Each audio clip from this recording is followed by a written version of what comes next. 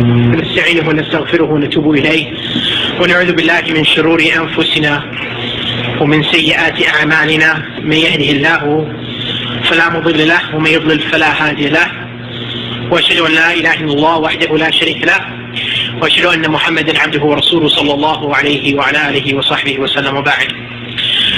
So the topic which I have been asked to address is political revival in the Ummah. And obviously, we all know that the theme of the conference is Islamic revival, its concept and its application. And what this workshop, the aim behind this workshop is to discuss one aspect of revival, and that is political revival in the Ummah. Some of the concepts and some of the application, how can we go about that? Now, before getting into the topic in earnest, there is certain preliminary things that we must address. Whenever you come to the issue of politics, you always find a lot of argumentation, and you always find a lot of differences. And part of that is due to people differing as to what they're talking about. In other words, when I say the word political revival in the Ummah, I use the word politics, I might have one meaning in my mind, and the listener, or the person I'm having a conversation with, might have another meaning in his mind as to what is politics. And so therefore, a lot of times argumentation occurs, or differences occur, because we haven't agreed initially as to what we're talking about. Exactly what are we describing, or what are the topic that is at hand.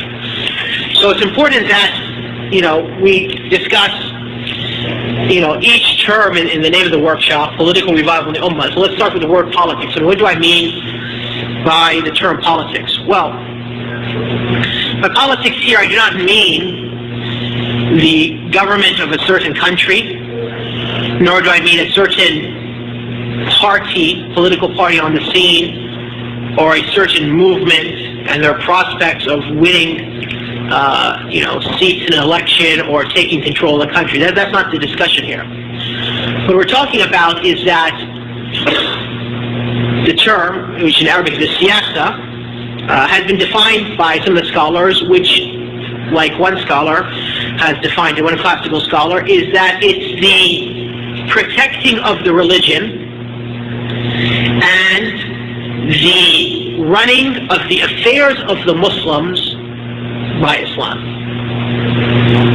So by politics, and therefore we're discussing two matters: protecting the religion, guarding the religion of Islam, and also running the affairs of the Muslims, organizing the affairs of the Muslims through Islam, by Islam. So the way that the Muslims deal with one another and deal with other people, non-Muslims, is by Islam. And by revival, of course, I'm sure you heard a lecture, one of the first lectures was about the concept of revival. The reference is, of course, to the hadith of the Prophet ﷺ, reported by Abu Dawud and others, that Allah, at the beginning of each century, would raise for the Ummah those who would revive for it the affair of its religion. And the Ummah, of course, we're talking about the Ummah of Muhammad ﷺ. But we're not talking about the situation in a specific part of the Ummah, in specific. We're talking about the Ummah as a whole. So, now that we've set out these terms, we have a framework where we can proceed with the discussion now. And I think the most important of the terms, at least, is that we understand when I talk about politics, what I mean here is that the protecting of the religion and the running of the affairs of the Muslims through the religion. Interestingly, if you take a historical approach to the issue of revival, the first revival in Islam was primarily a political revival.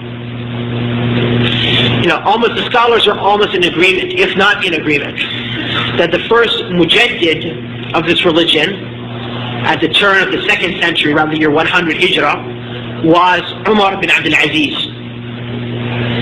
And Umar bin Abdul Aziz was a scholar, and he's one who gave the command that the Sunnah be written, because the Sahaba had basically died out as a generation, and Hadith were being reported without really having the chains of confirmation. So he gave the order for the revival or the writing down and the compilation of the Sunnah, which started the process, which eventually led to the great books of hadith that we have in Bukhari and Muslim and so forth. And likewise, Umar bin Abdul Aziz dealt with the different heretical groups.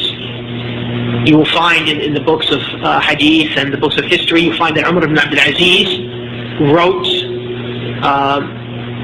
debated with the different heretical groups, and likewise he also, fought the different heretical groups. Umar bin Abdul Aziz engaged in jihad. So I mean, he was also a very pious man, known for his worship and his asceticism. But even with all these qualities of his life, he is most known for that during the 2 years that he was Khalifa, because after 2 years he died, he brought back the way of governing the Muslims to how it was during the era of the first 4 Khulafa, who are known as those Khulafa or successors to the Prophet ﷺ, or Khulafa al-Rashidin, who ran the affairs of the Ummah according to the method or the way of the Prophet ﷺ. And that's why one of the honorific titles given to Umar bin Abdul Aziz is that he is the 5th, right, of the 5 righteous guided Khulafa. Sometimes they say it's an honorific term or title for him. So the first revival in the Ummah was political.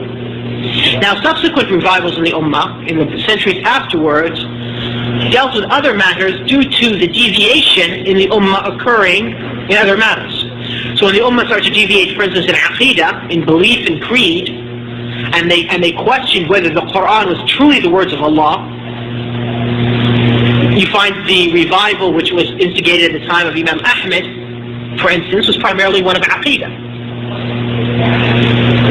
And then 4 centuries after that, in the time of Ibn Taymiyyah, it also dealt with a number of matters.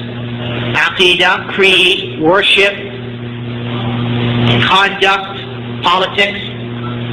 So as deviation increased in different spheres of Islam, or different spheres of Muslims practicing Islam, revival occurred in those different spheres. Now, why did I bring up this point? Just because the point is that for many who adhere to the way of the Sunnah, unfortunately they have an idea, and this is an incorrect idea, that revival is only limited to teaching and Aqidah and so forth. But in reality, revival is to be wherever there is any sort of deviation. So if there's deviation in beliefs of people, revival must be done to rectify the beliefs of people. And if there's deviation in the way people worship Allah, then revival must be done in worship. And if there's deviation in the way that people treat one another, revival must be done in that. And likewise, if there is deviation in the way people run their societies, and how Muslim societies deal with non-Muslim societies, then there must be also revival in that. And that's what the topic which I've been asked to discuss. Now, the conference is entitled Islamic Revival in Concept and in Application. And so conceptually is a good place where we should start. I mean, revival conceptually, how does that occur? How would that occur in the Ummah? Well, the first point is, what is the role of politics in religion? Throughout the world, the notion of secularism, that we should render unto Caesar that which is Caesar's, and render unto God that which is God's, is the prevalent belief in the world today, among Muslims and non-Muslims, that religion and politics should not mix. And there's a reason for that. Because since Western civilization, which among its main characteristics is that it's a secular civilization, as it is today, is the ascendant civilization in the world today, or the ascendant power in the world today, in the sense that they're the ones who are really running the show in the world today, right? They have the most influence and so forth. So their ideas and their notions have transmitted throughout all the peoples of the world. And since they are basically of secular nature, then it has become accepted by people that secularism is really the correct way to run a society. If it wasn't the correct way, then these people wouldn't be in the position that they are, where they're at the top of the ladder in the world today, in terms of wealth and power and status.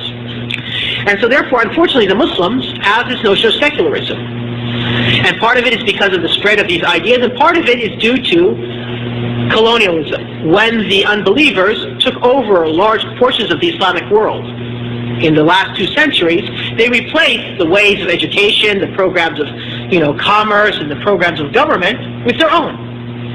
First run by the colonial masters, and then eventually with people who were raised by the colonial masters in their schools. And so, generations now, 2-3 generations of Muslims have been raised in a secular environment. So that all they understand is that, Islam is okay, you go to the masjid and you read Quran, but that's it. Islam doesn't have a role, for instance, in how public behavior should be. So, these Muslims who now want to say, well, women shouldn't be walking around in the streets of an Islamic country not wearing hijab, well, they're extreme.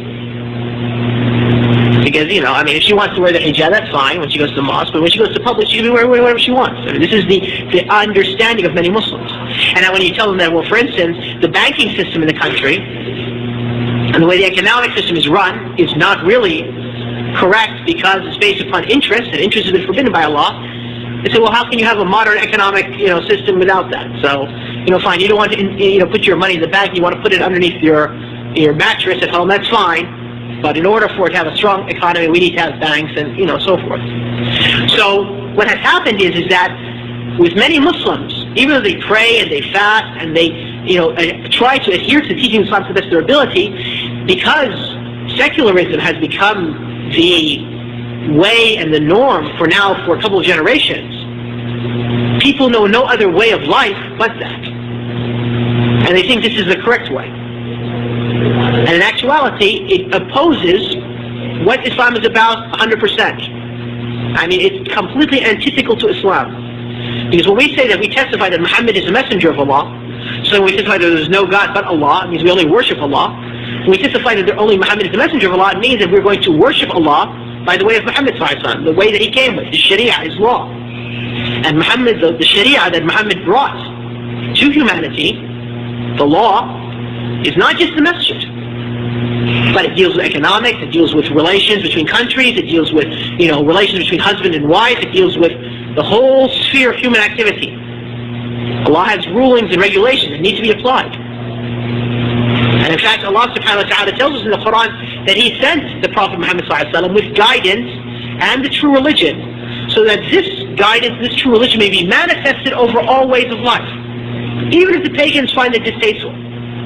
So one of the aims that Allah subhanahu wa ta'ala had in sending the Prophet Muhammad ﷺ was that this Sharia of Muhammad ﷺ would become ascendant over all ways of life on the earth. And that there would be no other way of life that human beings would adhere to except that of Islam. Now, that doesn't mean that they're forcefully brought to the religion of Islam, no. Because if they want to remain as unbelievers, they can. They pay some money, they stay in a subjugated state in the Islamic country. But the point is that the way of life, the way that society is, the way the norms are, will be according to the Sharia. And then what they personally decide to choose is a different matter. So conceptually, the most important point, in the revival, political revival in Islam now, is to discuss the issue of secularism. And to show that secularism and Islam do not match. That part of our testimony that there is none worthy of worship but Allah, and that Muhammad is the messenger of Allah, necessitates that we worship Allah according to the Sharia. And this necessitates that the society is run by the Sharia. And here's an interesting point. Now, if you look at the books of fiqh written classically, let's take the Hanbali books of fiqh. Classically, the scholars used, when they start the books of fiqh, really irrespective of which school they're from, they usually begin with a tahara, purity. And there's a reason why, because the most important action in Islam is prayer. And the most important condition, prerequisite for prayer is what? Purity. So whenever you want to make salah, the first thing you ask yourself is, am I in a pure state? Or do I have to go make wudu? Or do I have to make ghusl? So that's the first thing. So they would start with purity and they would explain prayer. And after that they would explain zakat, which is the next pillar, and then fasting, and then hajj. Now, classically, the scholars in the earliest works, they used to put jihad at the end. It would be the last topic they would discuss. However, though, later on, some scholars start to put it after hajj. And they start to explain why did they put the discussion of in the book, you know what I'm saying, when they're organizing their chapters. Why would they talk about jihad after hajj? Well, they would say because one reason is because jihad is an act of worship. I mean, unlike marriage and divorce and buying and selling, which are basically interactions between human beings, jihad also has an aspect of interaction, but it also has an act of worship in it to Allah. That's one reason. So they said it fits good to stick it after hajj. Second reason is because some scholars consider it to be the sixth pillar of Islam. And so therefore, after talking about the five, you know, of course, the testimony of faith is a aqidah, but the four actions, and then it would be good to mention jihad. And the third reason they mention the books of fiqh is that they realize, the scholars, that the other pillars, prayer, zakah, fasting, and hajj, cannot exist unless there is a state which defends and promotes these acts of worship. And that without it, a state, Muslims are not able to pray, or to fast, or to give hajj, or to make hajj, or to give zakah as Allah wants them.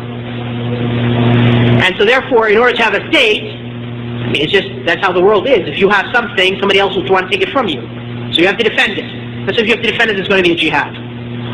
So this was their reasoning. So my point that by bringing this illustration, I mean, why did I bring up this example, is that, you know, even the notion that many people have that you can actually worship Allah and not live in an Islamic society is a faulty and really an incorrect notion. That you really cannot truly worship Allah as He wants and as He has created you for, unless you're living in an Islamic society. And let's be honest with ourselves. Prayer. According to the strongest opinion of the scholars, prayer is required for men in congregation. Now, for most Muslims, I mean observant Muslims in the United States who are working, how often do you have a Muslim who has the opportunity of offering a prayer in congregation, especially Dhuhr and Asr, which is done during like the work day, right? So here, right here, you have the first pillar of Islam, right, which is Salah. You know, you have neglected a very important aspect of it in the sense that for most Muslims, I would say, except for very few who are maybe fortunate they have their own business or they work with other Muslims, for the overwhelming majority of the Muslims who work for non-Muslims, you know, they cannot offer their Dhuhr and their Asr prayers in congregation. This is a problem. Let alone those Muslims who cannot pray at all, you know what I'm saying, or take it as an excuse not to pray, or for instance those Muslims who cannot attend Jum'ah and so forth, right? Alright. Zakah. Well, zakah, while it is true that you can just take your zakah and give it to a poor person, right? However, there is an institution for the giving of the zakah. And Allah subhanahu wa ta'ala, in mentioning the 8 categories of the recipients of those people in Surah At-Tawbah, mentioned that those workers who work to collect the zakah. And so therefore, if there are workers who are working to collect the zakah, they are allowed to receive part of the zakah, right? Then those workers have to be organized, and they have to be able to know who the poor are, okay? And they have to be able to reach the poor, and they have to then make sure that Muslim companies give their zakah, and Muslim individuals give their zakah and make sure that it's taken there, and if they don't give the zakah, they need to be then penalized, right, for that and so forth. These are all functions of what? Functions of a state. Just like now, right, with the IRS, right, if you don't pay your taxes in April, right, they check on you and they make sure they get your money from you during the year, and if you don't pay it, they, you know, put you to court, and if they find you guilty, they put you in jail, and they take that tax money and they distribute it amongst the poor in their way, right? These are the functions of a state. Okay. Comes to the fast. What about the fast of Ramadan? Well, one of the major aspects of the fast is determining the beginning of the fast and the end of the fast. And the one who ultimately has the decision to accept a witness or to negate a testimony of a witness is a judge. Our brother stands up and said, I saw the moon of Ramadan. So how do we know if this testimony is acceptable or not? There should be a judge who would accept that testimony or not. Okay, who's going to appoint the judge? And then also, if there's conflicting reports, who's going to make the final arbitration? That's the functions of the imam. And if there's an imam, if there's a ruler, that means there's assumed a state. And when there's not a state, what do you find? You find the same, you find the opposite, like we have in the United States every single year, where continuously there's always argumentation about the beginning and the end of the month of Ramadan. Because there's no final authority to say that this testimony is acceptable or this is the determination of the beginning and the end. And likewise with Hajj, although now, for instance, in Western societies, there is a freedom of movement in the sense that if you want to make Hajj, you know what I'm saying, and you're a carrier of an American passport, or you have a Canadian passport, or a British passport, you know, Western societies allow their citizens freedom of movement, so you can actually, you know, get on a plane and make Hajj and so forth, make Umrah. Nobody's going to say to you no, right? For Muslims who live in other parts of the world, like under communist rule, for instance, they don't have the right to make Hajj. Muslims in China can't make Hajj. Muslims who were living in the Soviet Union, before it became Russia, you know what I'm saying, also could not make Hajj. And historically, Muslims who were living in Europe under Catholic rule, and before the West changed its political philosophy to secularism, were unable to make Hajj. This was one of the problems for the Muslims who were in Spain, who remained in Al-Andalus in Spain after the Christians took it over. They were cut off from the other part of the Ummah until they were eventually absorbed and they lost their Islamic identity. Because they were not allowed to make Hajj. They were not allowed to leave, you know.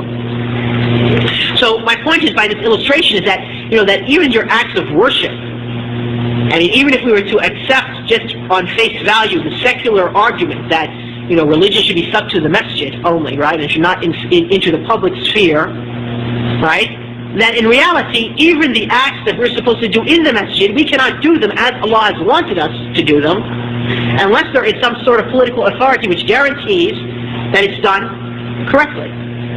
And that's why you find countries which have, I mean, in the Islamic world, countries which have a political system which is more in line with the Sharia, right? The Muslims have a freedom of worshipping Allah much more and enjoy the blessings of being able to worship Allah much more than they do in those countries which have a political system which is antithetical to Islam. And so, for instance, like the Muslims of the Arabian Peninsula, because those political systems are more closer to Islam than, for instance, Muslims who live in those countries which have adopted a radical, you know, like almost secular or like socialist agenda, communist agenda, for instance. The Muslims in that part of the Islamic world have much more freedom to practice Islam in terms of fasting and worshipping Allah in the masjid than, for instance, Muslims who live in those countries which are, you know, have a very secular regime which is also has a antithetical, anti-religious regime, like those who adhere to a communist or to a socialist philosophy. All right?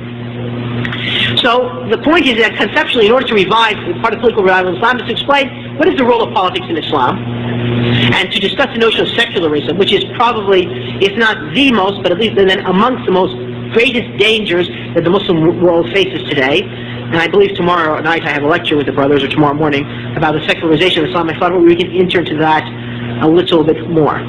Also, part of the revival conceptually is to explain certain ideas. I mean, for instance, now, when you ask most people, okay, what is the purpose of authority? When you think of a politician in your mind now, whether a Muslim politician or a non-Muslim politician, what do you think, or a political party, right? What is the purpose of authority? The notion that comes to your mind now is that, well, these people are in politics in order to serve their own interest, make money, you know, or serve their party or whatever. I mean, that's the people's, you know, notions around the world, irrespective of their religion, their creed, their ideology, or whatever. But what is the purpose of authority in Islam? I mean, why are there people in charge in Islam? What is the role of authority? And how is authority selected? Most people don't know. How would a Muslim ruler come about? Do we vote him in? Is like, you know, do we have a Islamic Republican Party and Islamic Democratic Party? I mean, what is this? What is the system? Is it a monarchy?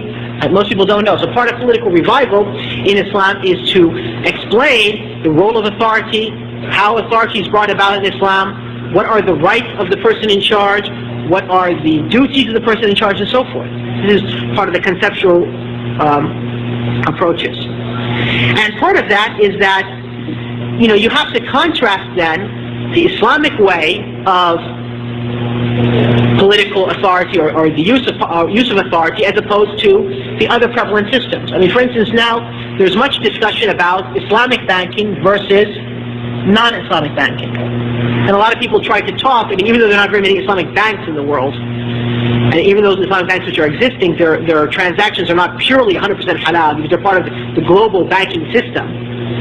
But there is a lot of discussion about, Islamic banks and Islamic alternatives, economic alternatives, and so therefore it raised an awareness in the Ummah when that happened. And so therefore also part of raising the awareness in the Ummah about political authority and so forth, and the use of it and the aim of it is part of that. And here we find that basically Muslims are four groups concerning this, conceptually. You have those Muslims who want to westernize Islam. And we'll talk about them more tomorrow in the secularization of Islamic thought. In other words, they want to take, for instance, a democratic system and wholesale it, implant it in the Islamic world. And they try to argue, for instance, that shura is equivalent to democracy. And that we're the first Democrats, or we're the first Republicans, or so forth. Twisting of the facts. That's one group. Another group is an extreme group, which, seeing the political situation not being according to the way of the Sharia, believe that the only approach to do is to burn everything down. And these are the Muslims who use violence as a means of change. And this is another incorrect approach. It goes against the way of the Prophet ﷺ. A third group of people sort of have the opinion that, well, it's a very, confusing situation. It's a very problematic situation. So the best thing we should do is just sit and wait. And some of them say we should just stick to educating. And so therefore they have the approach of almost separating themselves from society. Because education cannot reach its full impact unless the state agrees to that educational system. Let's take an example, so we don't talk in a theoretical sort of way. Look at Turkey. Recently, Turkey elected a few years ago a political party which had Islamic leanings. Okay, and in those 2 years or so that political party was there, they opened up a number of Quranic memorization schools for the kids. Now what happened was when they forced this government out, they forced the prime minister out, what is the first thing the political system tried to do now? Close down these schools. Okay? So here you see how politics and education have a direct impact. Because in the modern concept of the state is not like the state it was classically 600, 700 years ago. I mean, if you look at political systems 700 years ago in the time of Ibn Taymiyyah, or even before Ibn Taymiyyah, basically politics meant what? Is that there was a ruler who had an army around him, soldiers, who lived in a citadel, or a castle and so forth, and the people were sort of left to do what they wanted to do as long as they paid some sort of revenue to that ruler. And that's basically what it was. And that also, when that ruler would engage into a war, the able-bodied men would be required to engage into the war. So for the Muslims, even if the ruler was corrupt or was impious, it didn't affect necessarily the way that they could conduct their businesses. They had their own schools, they had their universities, and life sort of went on according to Sharia. But with the modern concept of the state, which occurred in Europe about 200 years ago, 150 years ago, the state now runs everything.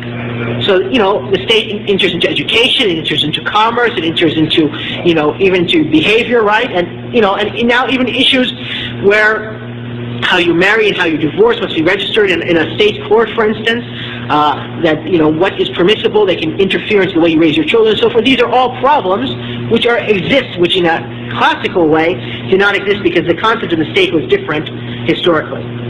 So of these three approaches are all incorrect. You finally have a fourth approach, which basically says, this fourth approach says that, well, we have to worship Allah and we must work to revive the Ummah in all its aspects. And so therefore we must revive the Ummah in belief, in worship, in conduct, and also politically. That we take Islam as a whole, and we act upon it as a whole. We don't try to just take part of Islam and not leave another part. Now yes, of course, there are priorities. And the Sharia has defined which is more important than the other matter. And sometimes there's room for differences in priorities, and sometimes there's not a room for differences in priorities, and differences of opinions in priorities. But the point is that the philosophy or the direction is that Islam must be taken as a whole. As Allah subhanahu wa ta'ala says in the Quran, Ya ayyuha alladhina amanu idkhulu fi silmi kaffa, enter into Islam wholly. Now, in terms of practical measures, in terms of practical revival, I mean, I don't want to get how much time is there left in this lecture? So, half an hour or less? 45 minutes? Okay, we have time. So, I mean, I don't want to get too much into the application of political revival because, I mean, Muslims have different experiences and they have different approaches to that. But I'd like to sort of set out some basic principles that must be discussed or should be upheld by Muslims who enter into political revival. The first one is that, you cannot, in politics, for political revival of the Ummah, give up anything of the truth. I mean, Islam is not a political platform. Islam is not a social movement. It's a religion of Allah. And so therefore there can never be a compromise of the truth. Yes, sometimes one might not be able to apply the truth because of the circumstances. But one can never compromise the truth by giving up something of his beliefs or giving up something of what is required of him. And let's give an example. The Prophet ﷺ in Al-Hudaybiyah, when he was asked, he went to make Umrah with his companions, and the pagan Meccans stopped them and were not allowed them to proceed to make Umrah. So then they decided to have a truce between the Muslims and the pagan Meccans. And in the truce, the pagans put certain conditions and stipulations upon the Prophet ﷺ, which many Muslims thought was severe. I mean, so much so that Umar even questioned the Prophet on that day and said, "Are we not upon the truth? Did you not promise us that we would enter into Mecca? How can we go back?" Among the stipulations, for instance, was when they wrote the truth treaty, the Prophet ﷺ wanted to write from Muhammad, the Messenger of Allah, and the pagans said, "No, we'll not accept your title as Messenger of Allah, because if we believed that you were the Messenger of Allah, we would have fought you. Say from Muhammad, the son of Abdullah." And the Prophet ﷺ agreed, and Ali, who was writing for the Prophet ﷺ, said, "I'm not going to erase that which I wrote." The Prophet ﷺ said, "Point to me where it was." The Prophet was illiterate, and he erased it himself. So here, did the Prophet ﷺ compromise with the truth? No. He was the Messenger of Allah. And he didn't stop teaching people and calling humanity to believe that he was the Messenger of Allah, right? But because of the situation, he was in a position where the greater benefit was that to write it on the document was not going to result in him giving up his da'wah. And so therefore people have to distinguish between compromising the truth, which often many people who enter into politics do. They end up giving up the truth. You have some aspect of the truth. And that of being compelled due to the situation, the circumstances, that one chooses the lesser of two evils with his remaining upon the truth. Now, how does one determine what is the better course of action or what is the better way? Well, the Sharia tells us that. It's not based upon one's personal feeling. That's the second principle. That in determining what is the better course of action, it's the Sharia, it is the regulations and principles in Allah's book, the Quran, and in the Sunnah of the Prophet ﷺ, in the Hadith, which teaches us which course of action to take. And so therefore the Prophet ﷺ, it was from his wisdom and fiqh that one day he held back from applying the hudud, the punishment. What was this regarding? Well, when, his wife, Aisha radiallahu anha, one time the Prophet was in a battle and the Muslims were in encampment, and Aisha, she used to, or the Prophet's wife used to sit on the top of a camel in a sort of like a little enclosure, okay? And Aisha was a young girl, so she was light in weight. And she had left that enclosure, but she dropped a necklace, and she wanted to find her necklace. So when the Prophet ﷺ gave the order to move, they left the caravan and so forth, and they thought Aisha was inside that little enclosure. But she was out looking for her necklace. Anyway, it was the Prophet ﷺ's practice was that after they would break camp, that he would send men back to the camp to pick up anything that the Muslims might have left behind. So when he sent one of the companions back to that, it was his duty, it was his task, he comes to the campsite, and who does he find? He finds Aisha there, by herself in the middle of the desert. So he's now in a predicament. He can't leave a Muslim lady in the middle of the desert, let alone the mother of the believers, let alone the Prophet's wife, sallallahu alaihi wasallam. And he was a young man. So all he did was, he brought her his camel, and the camel, sat, and she rode the camel, and he turned his back, and just took the camel by its noose, or its rope, and just walked back to Medina. So when they entered into Medina, and the hypocrites saw this, they started to spread a rumor that there was some sort of infidelity on the part of Aisha with this young man. And this disturbed the Prophet ﷺ. And he was very angered because the rumor was spreading. Now, when it came time, when the verses were revealed in Surah An-Nur, clearing Aisha and putting the injunction that whoever accuses a Muslim woman of being unchaste and not able to produce 4 witnesses, that he is to be whipped and his testimony never to be accepted ever again, the main hypocrite of Medina, Abdullah bin Ubay bin Salul, belonged to one of the 2 factions of Medina, because the people of Medina were a single tribe, but there were 2 sub-tribes, the Aus and the Khazraj. And so, when it came time to implement the punishment on him, members of the other tribe said, let's implement the punishment on him. So members of his own tribe, some of the preeminent companions, those who in Medina received the Prophet and were the main of the Ansar, said, you only said that because he was from that tribe. Because he's from our tribe. That's why you want to whip him. So then another companion, who was from the other tribe, said, you're a hypocrite also, defending the hypocrites.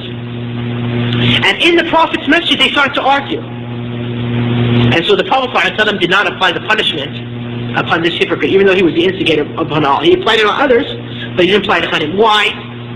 Because the harm that would have resulted in the application of the hudud, it would have split the Muslims in Medina, would have been greater than any benefit gained by whipping this one man. So here, did the Prophet ﷺ give up anything of the truth? No. He still applied the hudud on some of them. But because the wisdom was such that the benefit outweighed this harm, he took this benefit, or it was the lesser of 2 evils. It's lesser evil is a greater evil for the Muslims to be split and fighting amongst themselves, or is it a greater evil for you not to apply the hudud on one person, the punishment on one person? Obviously the latter is a lesser evil. So here's an example of, but how do we determine this? Of course, the determination is made by the Sharia. I mean, you can't by yourself to think, well, it seems to me there's a greater evil is here. It seems to me, no, greater evil is there. It seems to me the better course. It's not upon a feeling that one gets, or but it's based upon the knowledge of the Sharia and its regulations. The other principle which must be understood in political activity in the application is that the results are in Allah's hands.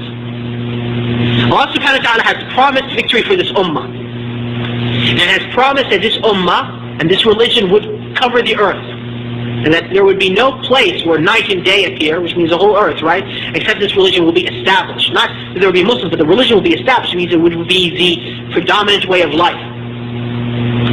However, though, when this will occur, and upon whose hands it occurs, is not for us to decide, but rather it is for Allah subhanahu wa ta'ala to decree that upon whoever's hands. And that's why the Prophet ﷺ died, and just Arabia was in Islam. But then he died, and he knew, and he promised his companions that they would conquer Syria, they would conquer Persia, they would conquer Rome, and then they would even conquer the Antichrist at the end of time. And they knew that to be true, but the Prophet ﷺ himself didn't witness any of that. He only witnessed Arabia entering into the fold of Islam. And he sent the letters out to the different kings calling them to Islam, but then he died. And so therefore, to understand that, we are to work and worship Allah and obey Allah and try to apply Allah's religion, but the results are in Allah's hands. And if Allah decrees that victory comes upon our hands, alhamdulillah, we then get to see the blessings of our work in this world and inshallah in the hereafter. But if Allah decrees that the blessings come in on somebody else's hands after you, a generation or so, this is Allah's decree. And that your duty is only to worship Allah. Part of the political revival in the Ummah, practically, is to understand that time is part of the cure. Part of revival of the Ummah is going to take time. I mean, the Ummah didn't end up in this situation overnight. It wasn't like in 1996, right, or 1997, so we're going next to 1998. In 1997, we were following the way of the Prophet ﷺ, and then all of a sudden we woke up one morning and there's shirk and there's kufr and bid'ah and confusion. No, it didn't happen just like this overnight. But rather it's a process of centuries of small deterioration in different aspects of the Ummah and in their understanding of Islam and their applying Islam that led us to this point. And so likewise, part of the cure is to understand that time it will take in order to bring back the Ummah back to the point where it was in the time of the Prophet's companions. It's not going to happen overnight. But that to understand that it's a long path, to revive the Ummah back to where it's supposed to be. Part of it is that we should understand that our message is the message of Islam, and that you do not convert the message of Islam to a political party so that the message of Islam becomes confused, and that Islam is no longer understood as your aim, but rather, you become, in the political revival, your activities for political revival, you become just a voice, and your message, the clarity of your message is not there. And part of that is like, for instance, when the Prophet ﷺ, as an example from the Seerah, when the Prophet ﷺ was going forth to the Battle of Badr, a pagan came to him, and the Prophet ﷺ here was going forth. He only had 313 men, and only 2 of them were on horses. The rest were all walking, and they were facing the army of Quraysh, right, who were in the thousands. And so here comes a pagan, one of the, strong, valiant knights of Arabia, who was known for his prowess in fighting and so forth, comes fully armored and tells the Prophet ﷺ, I want to participate with you for a share of whatever you win in the war. The Prophet ﷺ said, do you testify that there's none worthy of worship but Allah, and that Muhammad is the messenger of Allah? He said, no. The Prophet ﷺ said, go back, for we do not seek the aid of the mushrik. You see, I mean, the clarity in the message here, not losing the focus. Then the man came back a second time and proposed to the Prophet ﷺ. The Prophet ﷺ told him to go back, and then finally the third time the man came and he testified, the testimony of faith. Now, also part of that is that Allah subhanahu wa ta'ala sometimes gives victory to this religion upon the hands of people who will have no reward with Allah. This is the hadith of the Prophet ﷺ, that Allah will, aid this religion with a man who is wicked. And also Allah will aid this religion with people who will have no portion of the hereafter. In other words, their motivation is not for Allah. Their motivation is that they are there in order to gain some sort of worldly benefit. But because they're looking for the worldly benefit, they're striving hard, Allah decrees that part of the assistance that this religion receives is upon their hands. But they have no share in the hereafter. And likewise, sometimes wicked people who are not pious, Allah might aid the religion on their hands.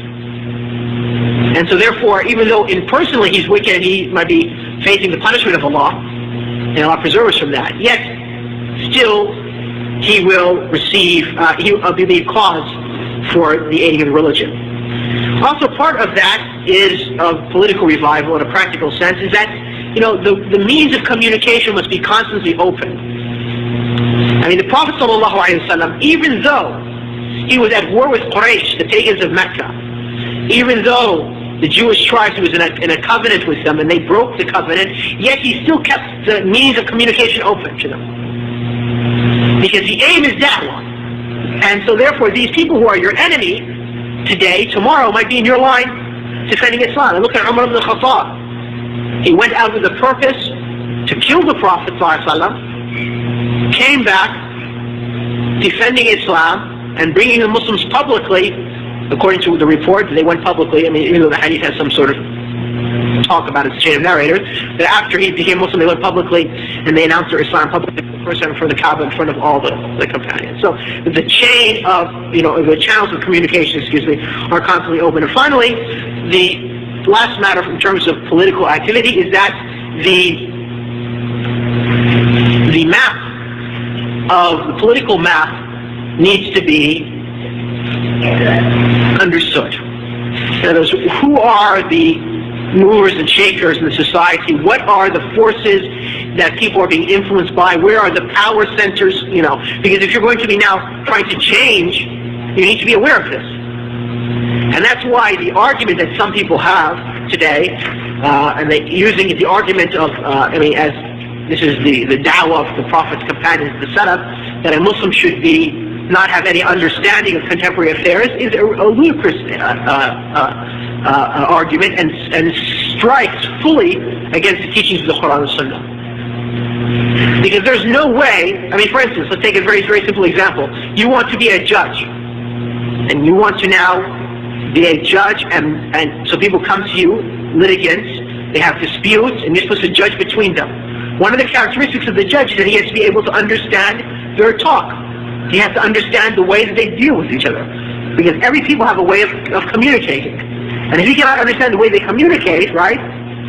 If he doesn't understand the way their practices, the way they live their lives, he will not be able to dispense Allah's judgment in their case. And that's why in all the books of fiqh, when they talk about the qualities of the qadi, the judge, is that he understands the people, the way they live, the way they talk, and so forth. So he's not misunderstands the case that's presented in front of him. Okay, so this is for a judge dealing with two litigants. How much more so does understanding have to do if you're talking about nations and societies and millions of human beings that you want to change? Obviously, you have to be aware of the beliefs, of the powers, of the ideas, the influences. Otherwise, you'll not be able to, affect any change. Even if you were just trying to minorities, and in the sense that we are a Muslim minority living in a non-Muslim society, what about the role of politics for us? And here, I would like to quote or paraphrase a scholar who lived about 50 years ago, who was a great scholar in Arabia, by the name of Abdurrahman bin Sa'di. And he wrote a commentary of the Quran among his works. And in his commentary, he discussed a verse in the Quran where Allah subhanahu wa ta'ala mentions that the pagans told the Prophet Shu'aib that had it not been for your family, we would have stoned you. Had not been for your people, we would have stoned you. So in other words, the pagans told the Prophet Shu'aib, their prophet, that had it not been for your position in society, the fact that you have a tribe which you belong to, and you have a family which we do not want to anger or we're afraid of, or whatever their motivation is, we would have killed you. So, Abdurrahman ibn Sa'di, he discusses this verse, and he discusses how, this shows that Allah subhanahu wa ta'ala will use different means in order to defend the believer and to strengthen him and to assist him. And then he talks about, Muslims living in a non-Muslim society. And he says if Muslims live in a non-Muslim society, they can make that society, he uses the term, Republican, which I guess in Arabic here it means what we would call in English democratic, so that they would have more rights by which they can preserve their religion and even preserve their worldly interests. That would be better. And of course the best, he then says, is that they could make the country Islamic themselves. So obviously any means by which Muslims, right, can take preserving their religion, okay, and not losing the truth, but at the same time guaranteeing their rights to worship Allah, or allowing them more opportunities to worship Allah, or even if it's just to guarantee their worldly interests, this is something which is required for Muslims to take and to actively pursue and to exploit to their benefit. But at the same time, withholding those principles, that they do not give up their religion in the process. Now finally, there's one thing I wanted to mention before I close, that I wanted to read, because I know that, perhaps still there might be some people in the audience who still feel uneasy about politics. They say, well, we want to follow the Sunnah, and politics and Sunnah, can't mix. How could they mix? So I wanted to read something from a scholar, which I would imagine that all the audience would agree to his scholarship, and also would agree that, he's, his knowledge and so forth. And that's Ibn Taymiyyah. Ibn Taymiyyah wrote a book concerning politics and Sharia. And I want to just read a couple of quotes from it. He says that it should be known that the exercise of authority for the benefit of people is one of the greatest religious duties. In other words, the authority, the exercise of authority, the implementation of political authority is among the greatest religious duties that you draw close to Allah with. And then he says, neither religion or worldly affairs can be established without it. And he gives an example. He says the children of Adam human beings, in other words, cannot ensure their common interest except by meeting together. In other words, Allah created us, human beings, in such a way that none of us can live by himself. In order to gain your benefits, you have to live in a group. A human being can't just live by himself and survive. He'll end up dying. All human beings have to live in a group. And so Ibn Taymiyyah says that this is Allah's creation. He did it this way. And so because everyone is in need of another one, and when human beings are together, it's inevitable that they would have to put somebody in charge. Because whenever people put together, you have to have somebody in charge. Here's an audience, right? There has to be a speaker. There has to be some sort of system to it. And he said even the Prophet ﷺ, for this reason, said that if 3 are on a journey, they should choose one of them as in charge of them. And he said, so if the Prophet ﷺ said for even a small gathering on a temporary basis, like a journey, traveling, 3 people, they should put one in charge, and how much more so when you have people living constantly together? And so how much more so if there's an ummah of 1 billion people, how much more so should they have some sort of authority? It's common sense, let alone religious duty. And so then Ibn Taymiyyah says it is therefore incumbent to take authority, not just apply it, but to take it, to actively seek it and pursue it as a religious act and a good deed by which one draws closer to Allah. For seeking to be nearer to Allah by taking authority through obedience to Him and to His Messenger is among the best of deeds. And then Ibn Taymiyyah says, but what happened? When a great many of people in authority became dominated by their greed for wealth and love of status. In other words, they used authority in order just to increase their wealth and increase their status in society, the control of people. They left the responsibilities, the religious responsibilities in authority. So people began to feel that authority negates faith and the perfection of religion. So he explains that the reason why Muslims, many pious Muslims, shy away from authority is because they think that authority and politics negates being righteous and pious. Because they see impious people in charge. And Ibn Taymiyyah says, no, that's not the point. The point is just because they're impious, they've used authority for their own personal gain, does not negate that this is among the greatest religious deeds that the righteous people should then seek in order to exploit for obedience to the law. So then Ibn Taymiyyah, describing this group of scholars, he says they became concerned only with religion and turned away from that which in reality religion is incomplete without it. So he's saying here, religion is incomplete without authority. Others understood the need for authority, so they took it and they turned away from religion, due to the belief that authority negates religion. In other words, I can't be in charge if I'm pious. So religion became, in the viewpoint of the latter, a place of mercy and meekness, not one of supremacy and might. And so then Ibn Taymiyyah says that the straight path,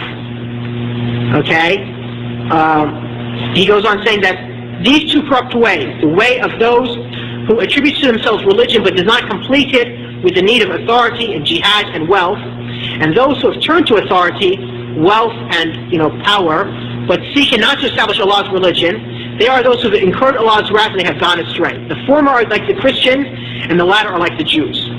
So Ibn Taymiyyah says those political leaders in the Ummah who use their authority in order for their self-interest, they're like the Jews.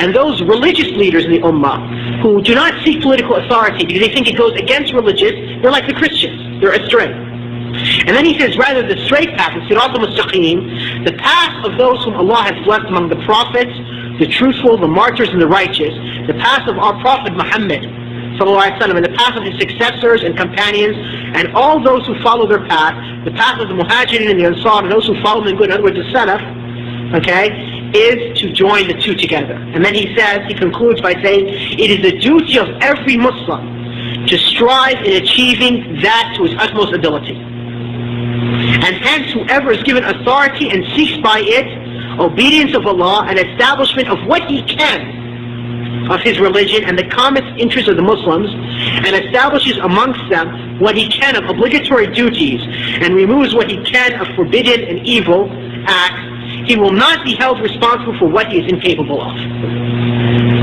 So if you're a Muslim and you have some sort of authority and you try your utmost to use that, you will be rewarded for the good that you did.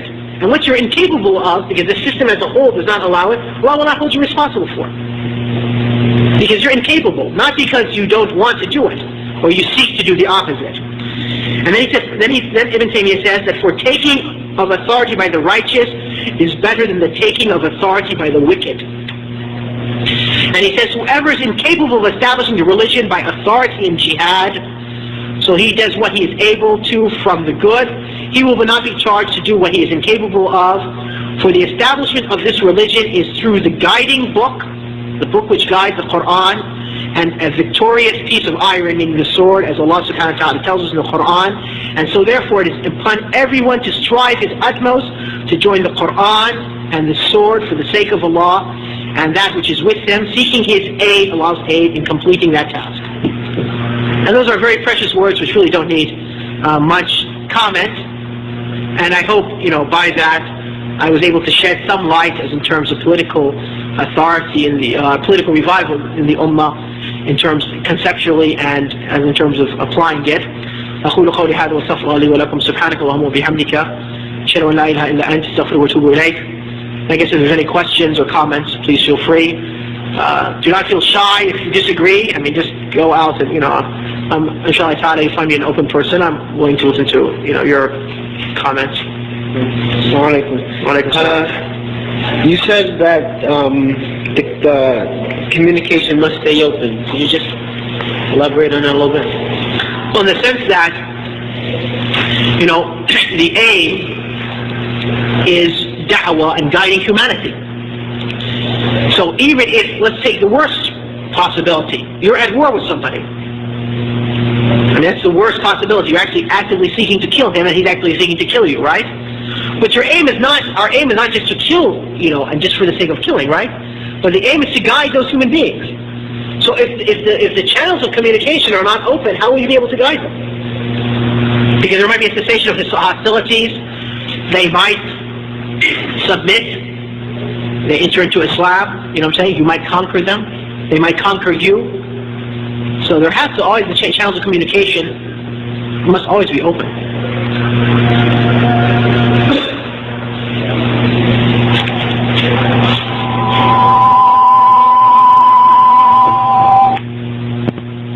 Just want to reiterate what the brother said in terms of keeping communication open, in terms of, say like you have, I know in our masjids, there's certain groups during the time of Eid al-Fitr, they listen to music. Okay, so brothers, some brothers have taken the position not to go. They give us the invitation, but they say that, we're going to have music. So brothers have taken upon themselves not to attend. And also the Tabligh Jamaat, when they come, is it proper that we don't let them into the masjid or for them to speak? What I mean being that you say the communication is open, even though we know, I'm not trying to attack certain groups, but we know that there might be some things with certain groups that we don't agree with, but some approaches have been taken towards these brothers not to let them in the masjid. When they come, all of the brothers leave and they don't stay and listen. So is this I just want to know, is this a proper? Well, I would think that the Jama'at Tabligh Jama'at is not worse than the Khawarij, those who the Prophet ﷺ called the dogs of the hellfire and said that to kill them there would be a reward until the Day of Judgment. They're not worse than them. And yet, when the Khawarij appeared, Ali ibn Abi Talib, the Prophet's companion and the fourth of the rising guide of Khulafa, on the minbar of the mosque in Kufa, told them that, you have three rights upon us. To the Khawarij, that we will not prevent you from the Masajid of Allah, and that we will not prevent you from al-fay, which is the money which the Muslims get as a result of jihad. Because they're participating with the Muslims in jihad, they have a right for that. And likewise, that we will not begin with you in fighting, unless you start attacking us first. So if the sunnah of the Prophet's companions was not to prevent the Khawarij from Allah's masjid, how much, more so should we not prevent brothers who, even though we disagree with, are not on that level, like the Jama'at Tabligh. Now, in terms of them speaking or giving their bayan and so forth, here is a question of the benefit and the harm. That if the masjid is basically upon the sunnah and so forth, and so the people are being educated and are benefiting and are not in need of this, then one might, restrict that, okay? But if the situation is in the masjid where the people are in benefit of their talk, in the sense that the hearts of the people who come to the masjid are in need of some sort of, reminder or prod from Allah, and the brothers who are giving da'wah there, I mean, because of just the sheer numbers of who they're trying to give da'wah to, cannot, do it. So that this obviously for the people to move from a more, like for instance, like you might imagine, the brothers from Jama'at Tabligh go out, they pull somebody out of a bar and bring him to the masjid, right? And what's worse for him? Is it worse for him to be in the bar, or is it worse for him to be in the masjid? Obviously, they've brought him now to a better state. But for a brother who is following the sunnah, for him to revert and go back, that's a more evil state. So it depends on the situation there. The people who are there. If they're in a better state, then they shouldn't be, no door should be open to bring them to a worse state. But if they're in a worse state, and this is going to bring them to something better, they should be brought to something better by whatever means. And then the other issue I would think about them is that to participate with them, for those who have knowledge, in other words, if they were to give a talk, somebody were to give another talk with them, so that they can learn and also. In the sense that if they came to a masjid and they said that, well, we'd like to give, a talk for 5 minutes. Normally their talks, you normally know what it is about. It's usually the same talk over and over, irrespective of where they come to. And for the most part, irrespective, probably outside of the issue of them saying for you to come out with them, is basically harmless, because it says we should worship Allah, we should be, pious and so forth. It's fine, in that respect. But the issue comes now that they're also in need of da'wah. And so sometimes if you have an opportunity to say, okay, well, you're going to give yourself a 5-minute bayan. Also, the imam would like to address all of us afterwards, and we want you to sit also, so they can hear something, you see? And that would come to my mind. As far as the invitation for music, obviously if it was a celebration or so forth and people were participating, Muslims shouldn't participate in something which is haram. Okay? But if there's going to be a group of Muslims who are celebrating Eid, and they have music, or they have, like for instance, their women are not covered, and a group of brothers go there with the purpose of giving them da'wah, then that's beneficial. But if you go there to participate, then that's probably harmful.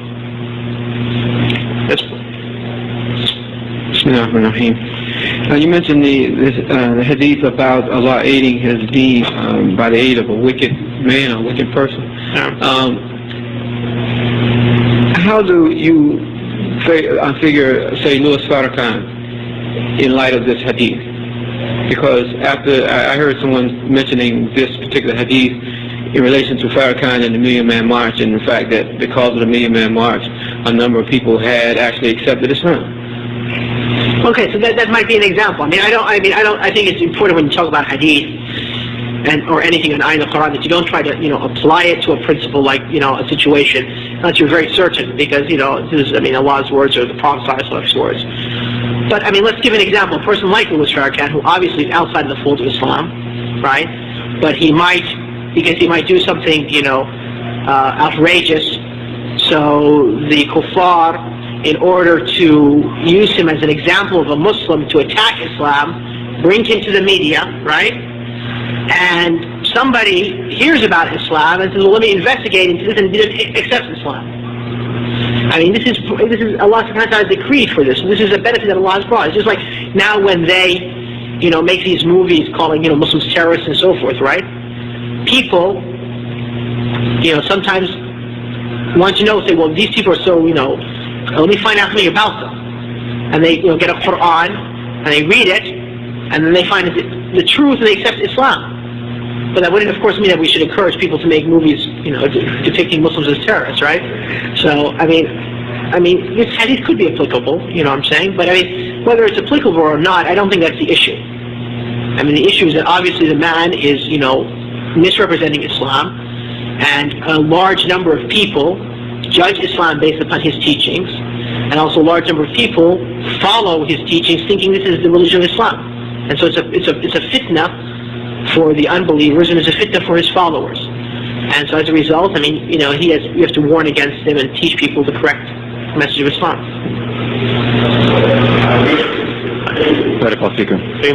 There appears to be two sides in terms of the layman staying on top of the current affairs. One group says, don't even worry about it at all. Another group says you should read 3-4 newspapers a day, Time Magazine and Newsweek. What should be the proper balance for the layman staying upon the current affairs? Well, as much as the layman is affected by current affairs. I mean, these people, I haven't found, really in any numbers of people, and perhaps they could say, well, your exposure is limited, and I would agree to that.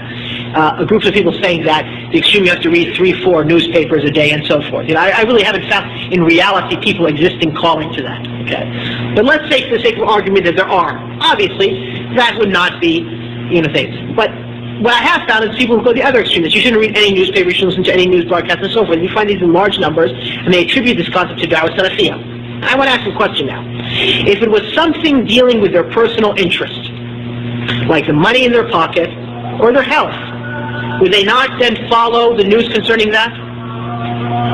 You see what I'm saying? So what about things that affect their religion, affect their faith, affect their fellow believers? Should they not be concerned about that? I mean, let's imagine that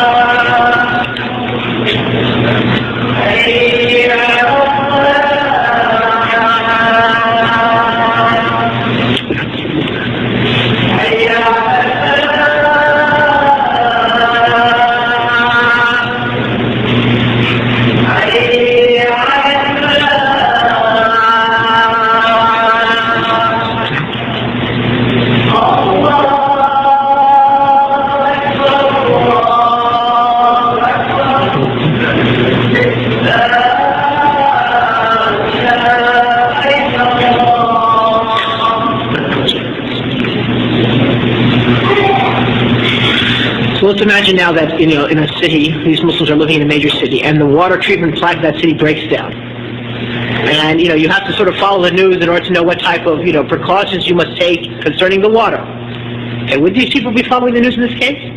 They probably would. Okay.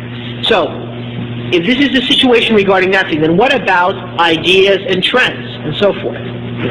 You want to now go give da'wah to a group of Muslim teenagers. If you don't know what the influences are in their life, how can you effectively, bring them Islam? I mean, I tell you personally, I have no idea what type of ideas and, music that, teenagers now are listening to, or what type of, is going on in their mind. I mean, I remember for maybe my generation, okay, some 20 years ago, all right?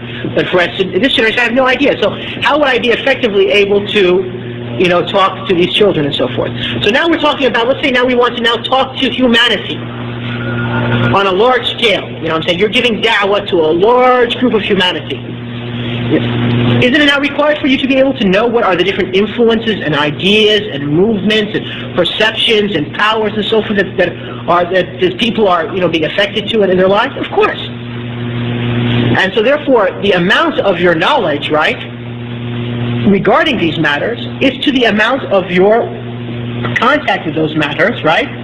And also to the amount of your activity in trying to spread Allah's religion. Those who's in a lot of contact need to know a lot. Those who want to talk to large audiences need to know a lot. Those who want to change the world and change the Ummah, right? They need to be on top of everything in order to do that. Right? This seems to be the balanced response. And the discussion needs more. I think it's time for Salah. So to close this, سبحانك اللهم وبحمدك أشهد أن لا إله إلا أنت أستغفرك وأتوب إليك والسلام عليكم ورحمة الله وبركاته.